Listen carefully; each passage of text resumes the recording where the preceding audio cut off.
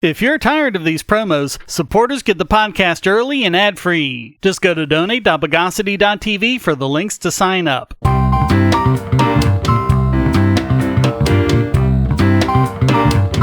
Welcome to the Bogosity podcast for the week of January 31, 2021, the podcast that invented the waterproof sponge.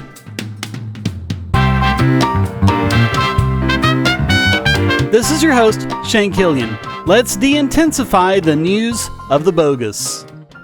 So, something that probably isn't news to most people, the public's trust in the media is at an all-time low. According to the Edelman Trust Barometer, which measures Americans' trust in media annually, for the first time ever, less than half of Americans trust the traditional news media. I guess that can happen when you say more than half of them are white supremacists and terrorists. Trust in social media is at an all-time low of 27%. According to the analysis, 56% of Americans agree that, quote, journalists and reporters are purposely trying to mislead people by saying things they know are false or gross exaggerations. 58% agreed, quote, most news organizations are more concerned with supporting an ideology or political position than with informing the public. After reaching a peak in 2018, 2019 saw a drop back around normal, followed by a precipitous drop to less than half over 2020. The analysis determined that this is not a problem with Trump's war on fake news, since the numbers follow a worldwide trend. And it not only has to do with how political events are covered, but also the news media's coverage of the COVID-19 pandemic. Business, in fact, is the only institution perceived as being both ethical and competent enough to solve the world's problems, with people trusting CEOs more than they trust politicians and journalists. If you've been wondering what to do about this problem, well, it seems like it all might self-destruct entirely on its own.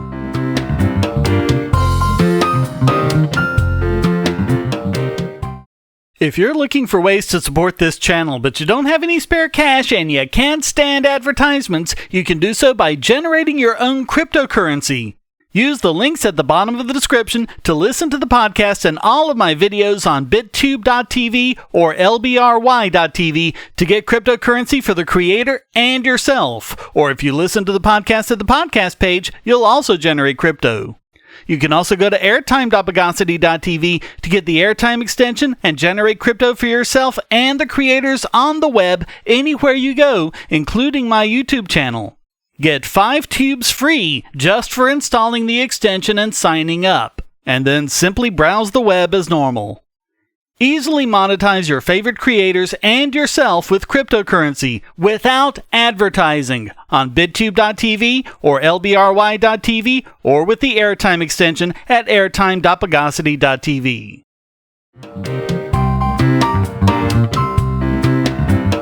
I don't get why it's such a big freaking deal that Bernie Sanders was photographed sitting in a chair wearing a pair of mittens, but the photo has been passed around and memed more than Sarah Michelle Gellar was in the late 90s. One thing people have apparently been interested in is, where can they get a pair of those mittens? The sad fact is, according to the woman who made them, you can't, and the reason is the very taxes the Bernie bros insist on. They were made by Vermont school teacher Jen Ellis, who had been selling them online. She said in an interview with Slate.com, quote, people have been contacting me thinking that they can get mittens, and actually, they can't. I don't have any more, and I don't have much of a mitten business anymore because it really wasn't worth it. Independent crafters get really taken for a ride by the federal government. We get taxed to the nth degree, and it wasn't really worth it pursuing that as a business, even as a side hustle. Did you hear that? Even as a side hustle. That is how bad taxes are. If you think those taxes are going to stick to big businesses, you are wrong. Not as long as Walmart is still selling mittens, and she isn't. How much could she have made if she'd been able to keep selling them? The mittens are massively popular, and she's been inundated with requests. But if Walmart or someone started selling duplicate Bernie mittens, you'd better believe they'd sell like hotcakes. So these taxes stick it to the rich how? Also, they'd probably be made in China. People love to bleat on about buying American and the evils of the trade deficit. But if taxes make things 5 times as expensive, why should anyone? It'd be one thing if it were a natural Ricardian comparative advantage, but this is an artificial cost entirely imposed by the government. Funny thing is, she's still pro-Bernie. This is how you can tell the educational system is a failure. Or maybe it's just because she has her cushy government job to fall back on. Teachers in her district are paid very well. It just goes to show what I've been saying for years now. Socialists never seem to imagine that they'll be the ones having to pay for everything.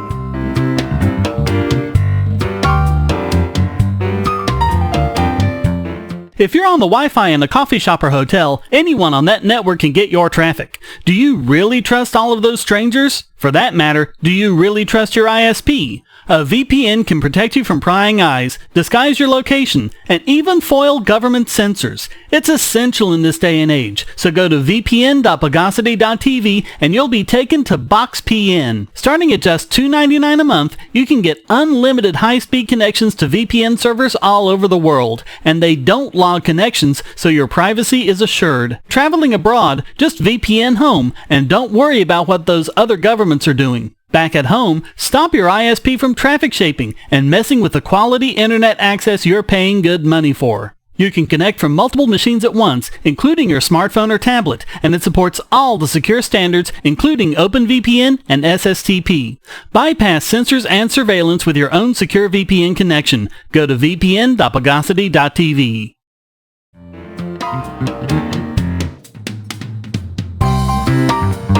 So, back during the Capitol building occupation, according to reports, there was a pretty significant amount of law enforcement participating. I'm not sure how much of that is true, I haven't looked into it that closely, but let's face it, cops behaving like complete bastards isn't anything new. Of course, that means that people are finally, after all these decades, looking into the idea that maybe these guys aren't the sainted heroes we thought they were. And it's been how many decades since Frank Serpico? Houston's police have been notoriously bad, but not to worry, Police Chief Art Acevedo is on the case. He's asking Congress to take immediate action. So, what is he asking them for? What is he saying we need? Do we need police accountability? Do we need to end qualified immunity? And no-knock raids? Better screening and training of recruits? No, we need backdoors and encryption. He told the House Oversight and Reform Committee that the dark web is making it absolutely impossible to investigate police officers, and somehow kept a straight face.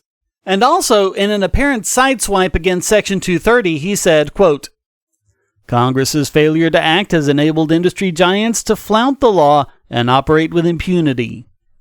Okay, first off, if the problem is the dark web, then how are industry giants to blame for it? They aren't part of the dark web. Second, complete and absolute failures of people like Acevedo shouldn't be used as an excuse to make online services less secure. Isn't it bad enough that we've already had our tax dollars extorted from us to pay for their salaries and their pensions, which they almost never lose even when they are held accountable for something they did wrong?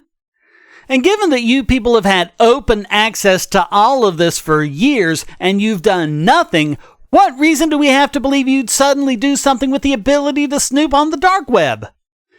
If it's your people who are causing the problem and you're the one who failed to fix it, how come we are the ones you want to punish? Or is all this just an excuse to give you another tool for snooping on innocent people? And hey, does this include the systems used by cops? Can there be less security on, say, the systems that hold the footage from police body cams? Hackers and leakers just might be the only way we can actually find out when they've been behaving horribly. In addition to the things I mentioned earlier, we need to end the war on drugs and all other victimless so-called crimes, ban chokeholds, end police unions, and stop the militarization of police through programs that allow them to obtain weapons, vehicles, and body armor from the military. Who wants to bet Acevedo is going to get behind none of that? No, he admits that we can't trust cops, and still recommends we give them the keys to the encrypted kingdom.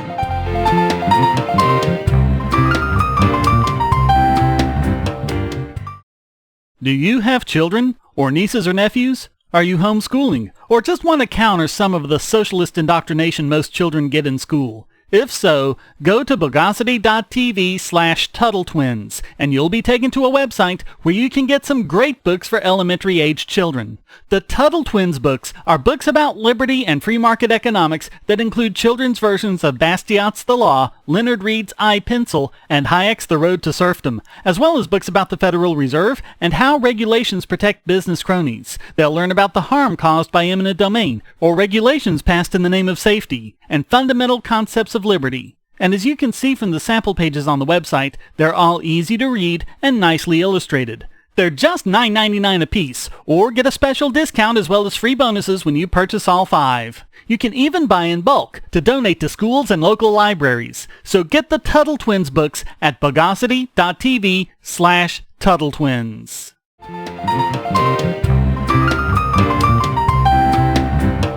And now it's time to denervate this week's biggest Bogon emitter. And this week, it goes to Wisconsin District Court Judge Bruce Schroeder, the judge overseeing the Kyle Rittenhouse case, which we've covered in detail. He's currently out on $2 million bail after being accused of a bunch of homicide charges that are obviously self-defense, and as we've discussed, violating a weapons law that doesn't even apply to him. Brickbats to AP in this Wire article for calling it, quote, an assault-style rifle. They're getting desperate, people. For the record, it was a Smith & Wesson M&P 15 Sport 2OR. As far as I know, apart from some out-of-the-way gun forums, I'm the only one to ever mention that. Anyway, Judge Schroeder, and I'm also the only one I know of to actually report his name with this story, added on some ridiculous new restrictions Rittenhouse has to comply with. The most absurd one, quote, the defendant shall not knowingly have contact with any person or group of persons known to harm, threaten, harass, or menace others on the basis of their race, beliefs on the subject of religion, color, national origin, or gender. Which would seem to preclude him from attending another Black Lives Matter protest. Apparently, what prompted this was pictures of Rittenhouse in a bar. While the drinking age in Wisconsin is 21, it is legal to drink at 18 if accompanied by a parent or guardian, and his mother was there with him, so he didn't break any laws. But the judge still added on that he wasn't allowed to drink any alcoholic beverages. But what prompted the other restriction was pictures he took with several others who were present, a group of people who appeared to be supporters of his case. Now, there's no indication whatsoever that any of these people are criminals, white supremacists, racists, or anything else. So how did all that come into it? In one of the pictures, Rittenhouse is making the internationally recognized hand sign for OK, used by everyone from scuba divers to rescue workers, dating back over 2,000 years on almost every continent, which stupid people believe is a white supremacist dog whistle. The other person in the picture with him was also making the OK sign. He also had his other hand on his waist and appeared to be making something vaguely resembling an OK sign. Or he's playing the circle game, a children's game known to viewers of Malcolm in the Middle and dating back to the 1950s. Or he's just, holding onto his belt. Nah, that's crazy talk. He must be secretly making the OK sign for the benefit of the people who missed the other 2 blatant OK signs in the picture. But yeah, that's it. These are very ridiculous as far as bail restrictions go. It's like Schroeder thinks Kyle is actually out on probation or parole, which isn't a good sign as it makes it look like he's already convicted Rittenhouse in his mind. If you ask me, this is all just more evidence that Kyle needs to get a better lawyer. Given that the modern definition of white supremacist seems to mean anyone who doesn't toe the Democratic Party line, this could be a disturbing trend if other judges pick it up. So all of that makes Judge Schroeder this week's biggest Bogon emitter.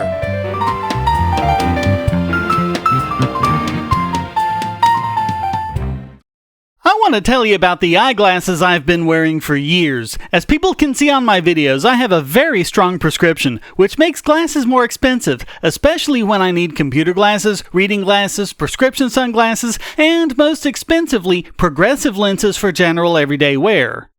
To save money while still getting quality glasses, I get them from Firmoo. In fact, I just got a pair of progressives with high-index aspherical lenses and a nice pair of frames my wife loves for just over $100. It would have been $500 to get them through my eye doctor. Not only do they look good, the glasses are durable. I've worn many pairs for several years without problems. All orders come with a 30-day return policy, a 3-month warranty, and one-on-one customer service. Go to Firmoo, that's FIRMOO.Bogosity.tv anytime you need quality glasses at a low price. Once again, that's Firmoo.Bogosity.tv.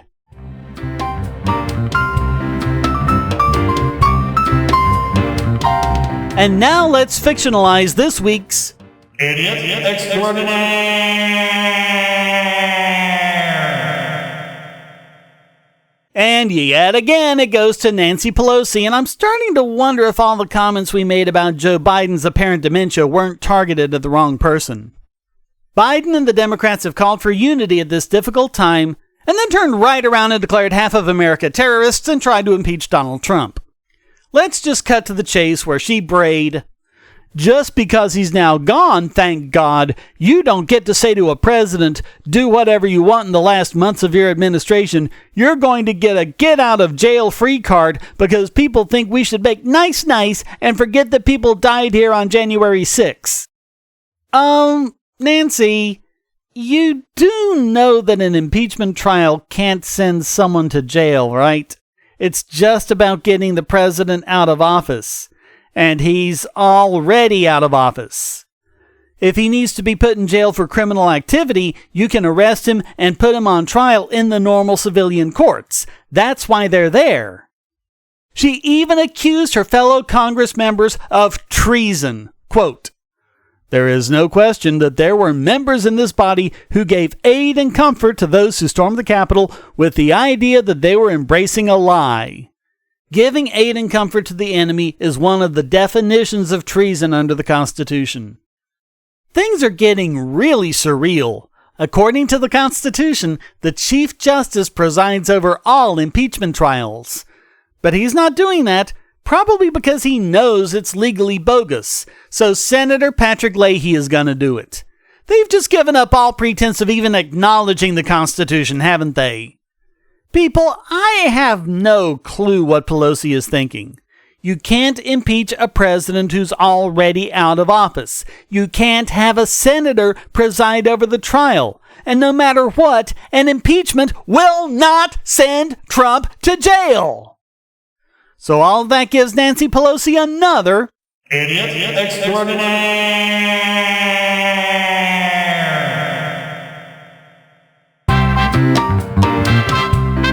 Well, that wraps up this An Everyday Story of Life Below Stairs edition of the Bogosity Podcast. I hope you enjoyed it. If you did, please go to donate.bogosity.tv for several ways to donate and discord.bogosity.tv to join the discussion. Subscribe at Patreon or Subscribestar, and you can listen early and ad-free. Thank you for listening. Until next time, here's a quote from Lord Acton. "The danger is not that a particular class is unfit to govern. Every class is unfit to govern." The Bogosity Podcast is licensed under Creative Commons Attribution Non-Commercial No Derivatives 4.0 International License.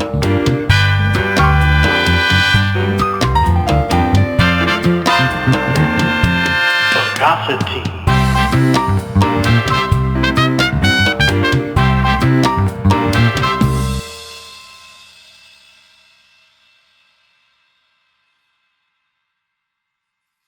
We live in a world where light bulbs connect to the internet, and recent attacks on them prove that your online security is under threat like never before. Not only your websites, but the internet-enabled devices you buy. And the biggest problem is weak passwords. That's why you need LastPass. LastPass allows you to randomly generate strong, unique passwords on the web and on your internet-enabled devices, all protected by one master password.